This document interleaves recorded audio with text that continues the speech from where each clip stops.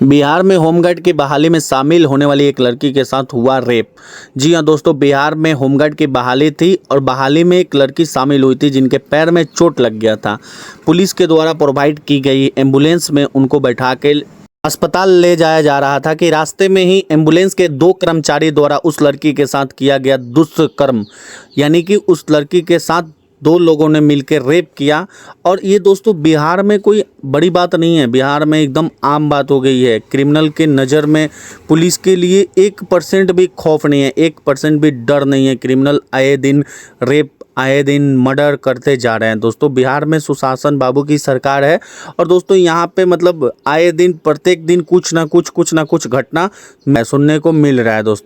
दोस्तों फिलहाल मैं आपको बता दूं कि बिहार पुलिस के द्वारा उस 2 लड़के को पकड़ लिया गया है और उस पर खास कार्रवाई की जा रही है। और दोस्तों इसी सब पे चिराग पासवान क्या कह रहे हैं आप खुद देख लीजिए। देखिए, एक के बाद एक जिस तरीके से बिहार में आपराधिक घटनाओं की एक श्रृंखला सी बन गई है और प्रशासन पूरी तरीके से नतमस्तक दिख रहा है अपराधियों के सामने। ये बात सही है कि जो ये घटना घटी है ये जितनी निंदनीय है, जितनी शर्मनाक है, कार्रवाई भी हुई है, गिरफ्तारी भी हुई है, पर पहली बात ऐसी घटनाएं घट क्यों नहीं है।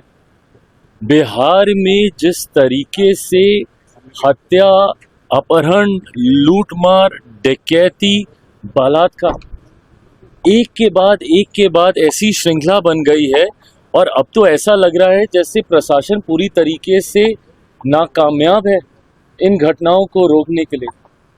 और अगर ऐसे ही चलता रहा तो ये आने वाले दिनों में एक बहुत भयावह परिस्थिति उत्पन्न कर देगा हमारे प्रदेश के लिए।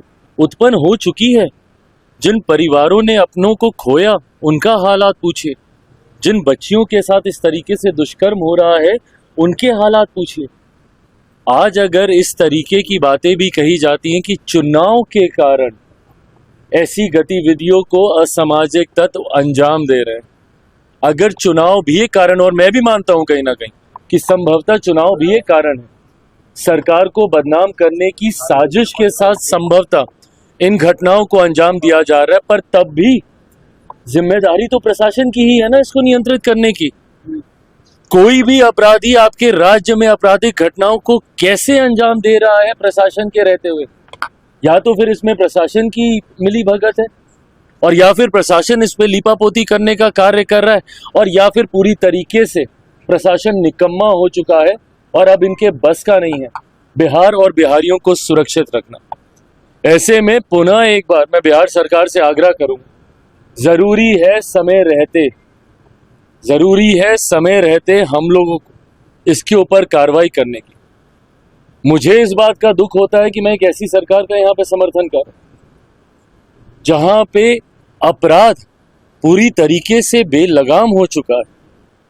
इस पे नियंत्रण पाना जरूरी होगा, नहीं तो इस तरीके से बिहार और बिहारियों की जिंदगी से होता हुआ खिलवाड़ बिहार को बहुत बुरे अंजाम तक